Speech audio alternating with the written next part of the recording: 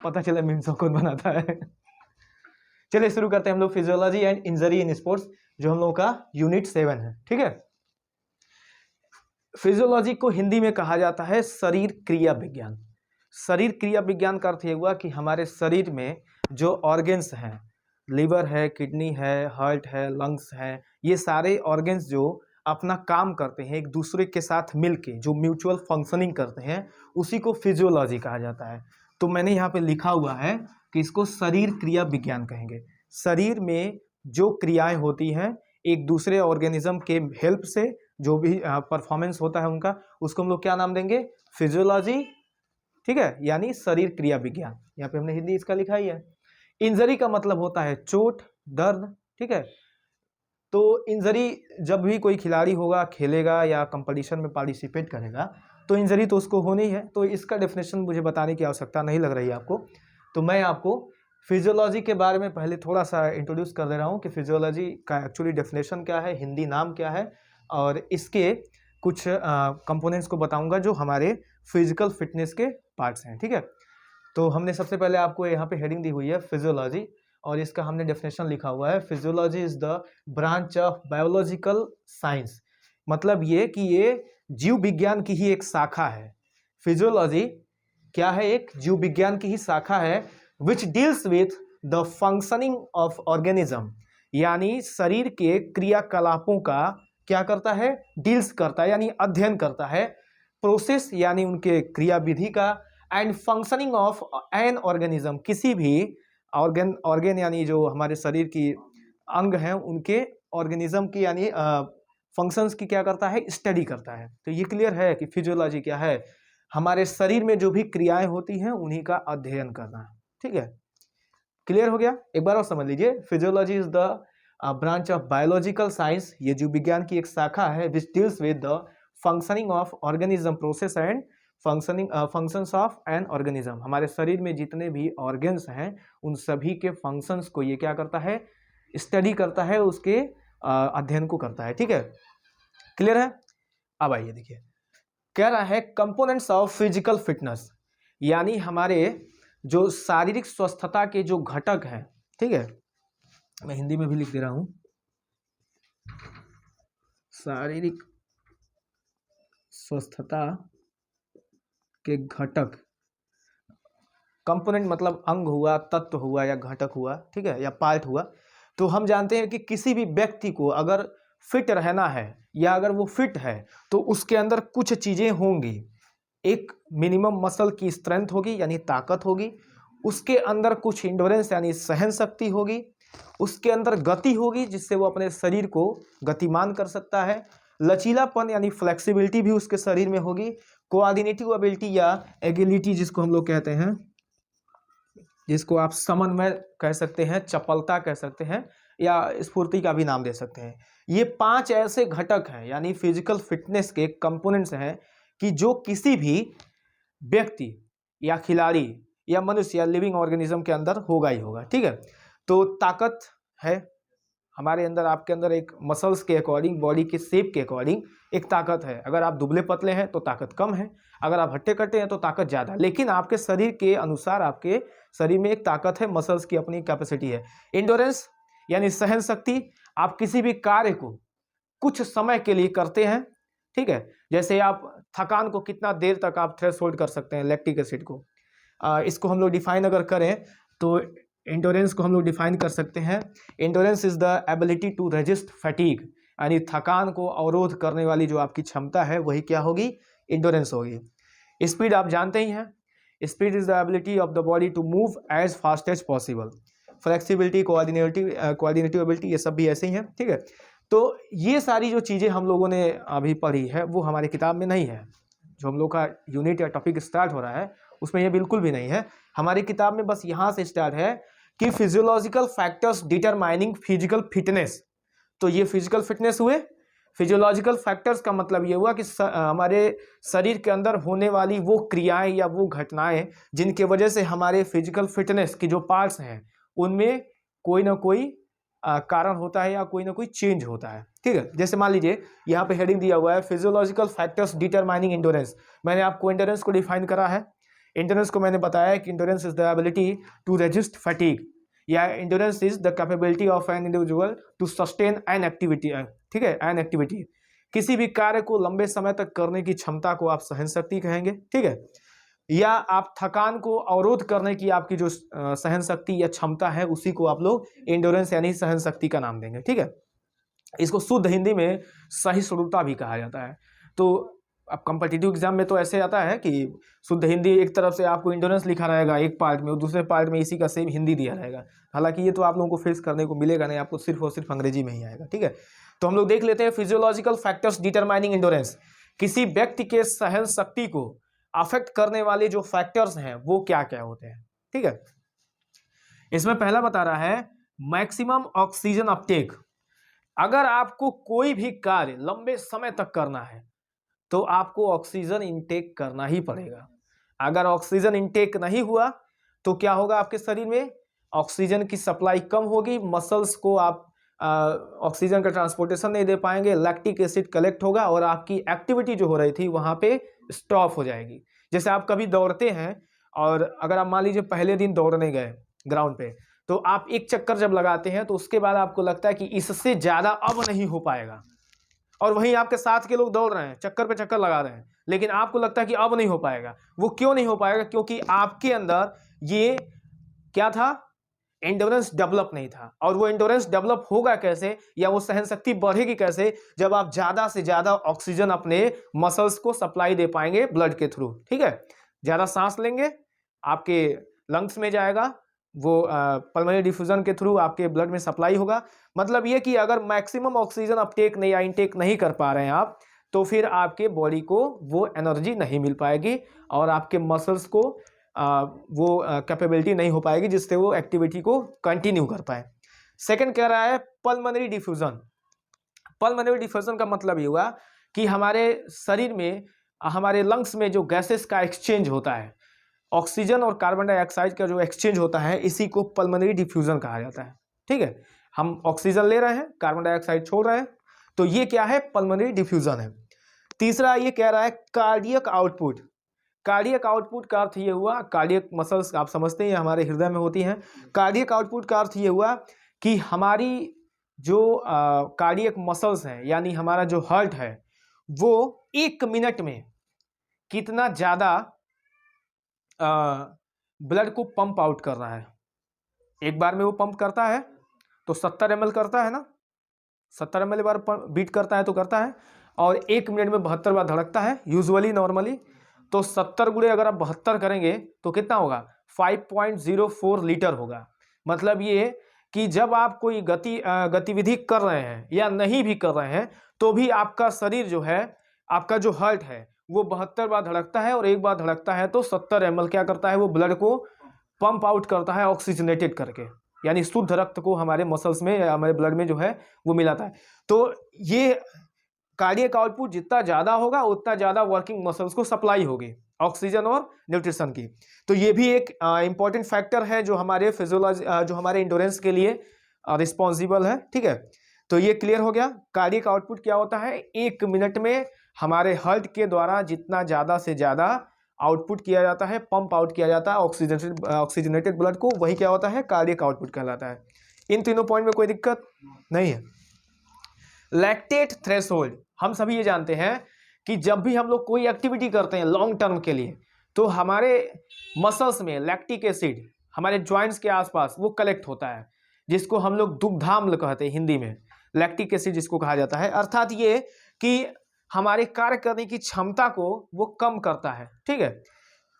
और ये थ्रेशोल्ड का मतलब ये हुआ कि इसको आप कितना ज्यादा से ज्यादा फेस कर सकते हैं, कितना ज्यादा से ज्यादा टॉलरेट कर सकते हैं।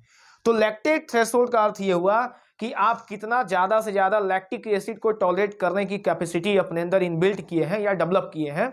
अगर ज्यादा है तो एंडोरेंस आपका और डेवलप होगा, आप देर तक गतिविधि कर पाएंगे। और अगर लैक्टेट थ्रेशोल्ड कम है तो अब आप जल्दी ही थक जाएंगे और एक्टिविटी को कंटिन्यू नहीं कर पाएंगे, अपने आप को कैपेबल फील नहीं करेंगे। आगे आइए, एरोबिक कैपेसिटी।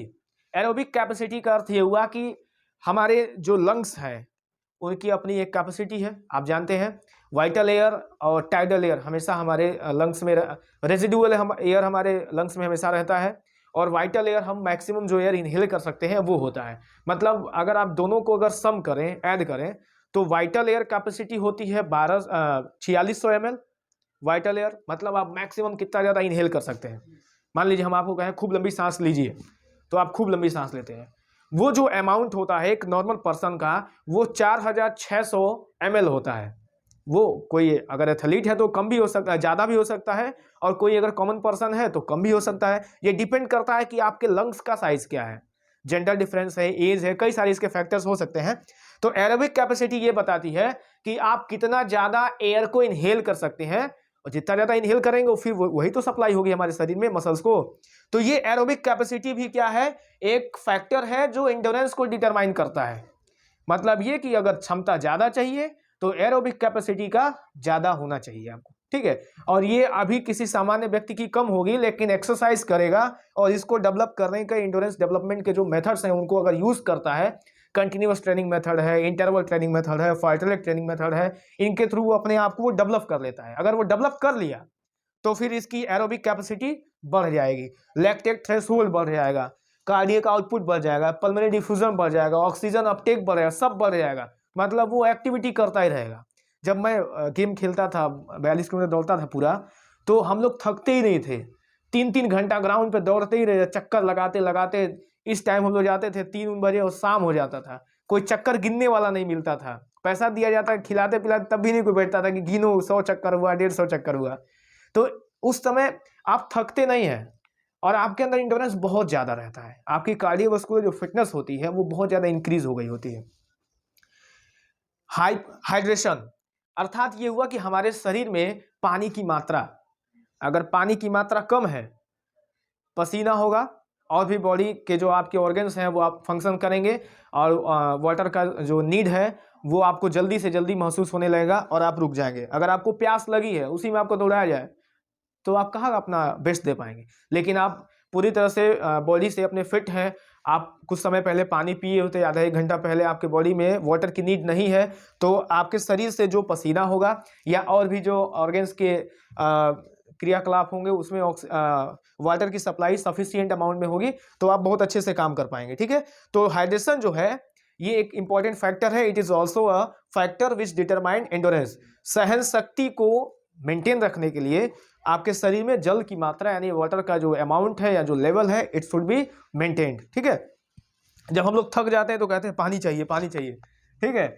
तो ये पानी वही है, पानी पीने के बाद फिर आप नॉर्मल भी हो जाते हैं। लेकिन ये समटाइम्स कभी कभी रिस्की होता है। अगर आप कोई विगोरस फिजिकल एक्टिविटी करके आ रहे हैं, दौड़ के आ रहे हैं या कोई इंटेंसिव एक्टिविटी करके आ रहे हैं, तो कभी कभी बच्चों को चक्कर आ जाता है या अचानक से उनको कोल्ड भी हो सकता है, कई सारे इसके साइड इफेक्ट्स हो सकते हैं। अब आइए जो सबसे इंपॉर्टेंट है, रेड मसल फाइबर। एक्चुअली ये क्या है, हमारे शरीर में मांसपेशियां जो होती हैं उनका एक कलर होता है, उनके रेशे का एक कलर होता है, और ये बेसिकली 2 तरह का होता है, रेड मसल फाइबर और वाइट मसल फाइबर। तो जो मसल फाइबर्स कलर में रेड होते हैं उनको रेड कहेंगे, और जो श्वेत होते हैं यानी सफ़ेद होते हैं रेशे उनको वाइट मसल फाइबर कहेंगे। तो हमें जब इंडोरेंस की बात कर रहे हैं तो रेड मसल फाइबर लिखा गया है।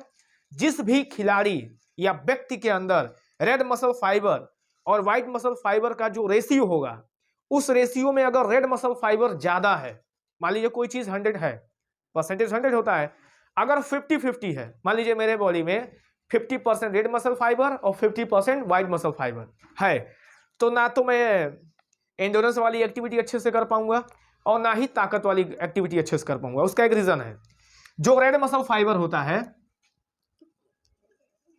वो पता क्या करता है, ये इंडोरेंस को डिटरमाइन करता है, ठीक है।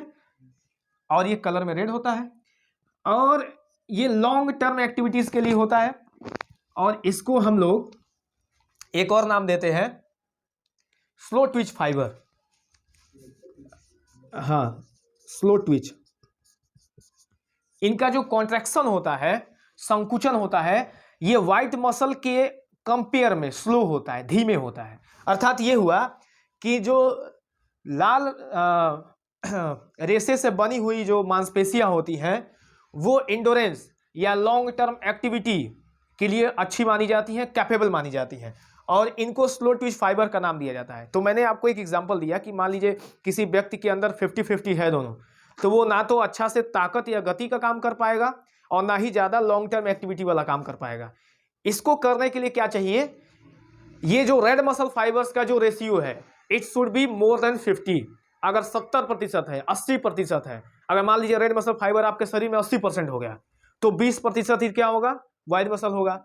तो जिस चीज की अधिकता होगी, आपका शरीर का जो फिजियोलॉजिकल जो कैपेसिटी है वो उसी चीज में एडवांस होगा। अगर रेड मसल फाइबर आपके शरीर में 70 से 80% है, ठीक है, और व्हाइट मसल वाला जो है 20 या 30% लिख लेंगे इसको ना, 20 या 30% है। तो अर्थ ये हुआ कि ये इस टाइप की एक्टिविटी के लिए ज्यादा कैपेबल हो गया, और ये जो क्षमता थी ये बेसिकली स्ट्रेंथ के लिए था या स्पीड के लिए, ठीक है। तो अगर रेड मसल फाइबर आपके बॉडी में 70-80% है, तो आप लॉन्ग टर्म एक्टिविटी, फुटबॉल खेलना हुआ, हॉकी खेलना हुआ, या आपको मैराथन दौड़ना हुआ, 10,000 मीटर से ऊपर जो इवेंट्स आते हैं वो लॉन्ग टर्म इंड्योरेंस में आ जाते हैं। तो इस तरह के एक्टिविटी के लिए आपके शरीर में ये जो मसल फाइबर्स हैं बहुत ज़्यादा हेल्पफुल होने वाले हैं। तो जब कोचेज या ट्रेनर्स जब टैलेंट को आइडेंटिफाई करते हैं, ये टैलेंट आइडेंटिफिकेशन हम लोग 10th यूनिट में बात करेंगे, तो वहाँ पे क्या किया जाता है कि देखा जाता है बहुत सारे फैक्टर्स होते हैं, बहुत सारे कैरेक्टरिस्टिक्स होते हैं जिनके थ्रू हम लोग ये जान पाते हैं कि इस बच्चे के अंदर, इस खिलाड़ी के अंदर कौन सी क्षमता ज़्यादा है। मान लीजिए आप किसी दिन कोई एक्टिविटी करने गए और आपका एनाटॉमिकल स्ट्रक्चर, आपके शरीर की जो साइज है, जो आकार है, उस गेम के लिए बहुत परफेक्ट है। मान लीजिए आप बास्केटबॉल खेलने गए और क्लास में बहुत सारे बच्चे हैं, सारे बच्चे गए बास्केटबॉल खेलने, लेकिन उसी में आपकी हाइट बहुत ज़्यादा है और आपको जो उसके बेसिक स्किल्स हैं, जैसे ड्रिबल करना हुआ, पास करना हुआ, ठीक है, तो बास्केट करना हुआ, ये अगर स्किल्स आपको पहले से आते हैं या फिर 1-2 बार बताने में ही आप इजीली सीख जा रहे हैं, तो मतलब ये हो गया कि आपका टैलेंट आइडेंटिफिकेशन किया जा सकता है उस पर्टिकुलर गेम के लिए, मतलब बास्केटबॉल के लिए, ठीक है। अब मान लीजिए रेड मसल फाइबर किसी में ज़्यादा है और वो व्यक्ति जाता है किसी कोच के पास, कहता है सर मुझे मैराथन की ट्रेनिंग दे दीजिए या मुझे फुटबॉल सीखना है।